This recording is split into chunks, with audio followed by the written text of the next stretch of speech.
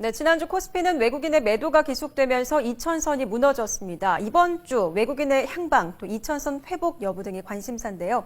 NH농협증권 조성준 팀장 연결해서 알아보겠습니다. 안녕하십니까? 예, 안녕하십니까? 네, 미 양적 완화 축소 시기에 대한 불안감이 다시 높아지고 있는 상황에서 시장이 방향성을 아직 찾지 못하고 있는 모습인데요. 이번 주에 눈여겨봐야 할 변수 어떤 것들이 있습니까? 네, 이번 주에는 14일 옐런 연준 의장 지명자 청문회, 유로존 3분기 GDP 발표, 국내 옵션 만기일 등을 눈여겨볼 필요가 있습니다.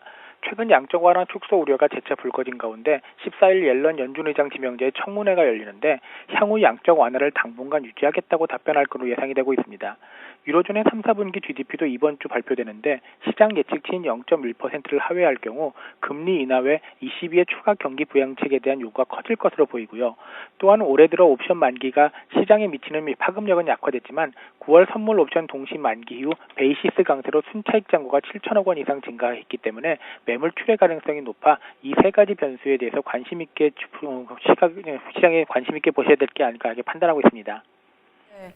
자, 그리고 특히 중국 시진핑 정부의 출범 이래 가장 중요한 정책 회의인 3중 전에 관심이 모아지고 있는데요. 중국 정부의 정책 향방에 따라서 어떤 업종이 좀 영향을 받을 것으로 보십니까?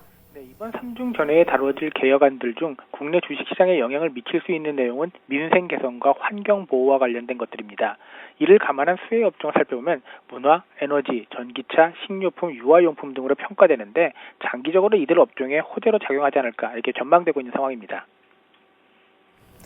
네, 지난주 이 코스피는 한 달 만에 2000선이 무너졌는데요. 당분간 국내 증시가 크게 오를 만한 호재가 보이지 않습니다. 이번 주 흐름 어떻게 전망하십니까? 네, 지난주 외국인과 기관의 동반 매도로 1984.87로 마감했습니다.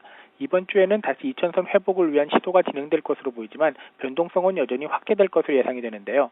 다만 지난주 미국 고용지표 호조에 따른 뉴욕 증시 상승과 중국 경제지표 개선 등을 감안하면 외국인들의 매도세도 다소 줄어들 것으로 보여 이번 주에는 상승의 무게가 실리고 있지 않나 이렇게 전망되고 있습니다. 네, 그런가 하면 최근 유럽중앙은행이 기준금리를 사상 최저치인 0.25%로 내렸는데 이번 주 목요일 금통위의 기준금리 결정에 영향을 줄 수 있을 거라 보십니까? 네, 결론적으로 시장에서는 11월에도 기준금리를 현 수준으로 동결할 것으로 예상하고 있습니다. 금리 동결의 가장 큰 이유는 국내 경기가 점차 회복세로 전환할 가능성이 높기 때문인데요. 최근 유럽중앙은행이 기준금리를 사상 최저치인 0.25%로 내렸지만 한국의 경제적 펀더멘탈은 유로존보다 우수하기 때문에 금리 인하 가능성은 크지 않지 않다 이렇게 평가하고 있는 상황입니다.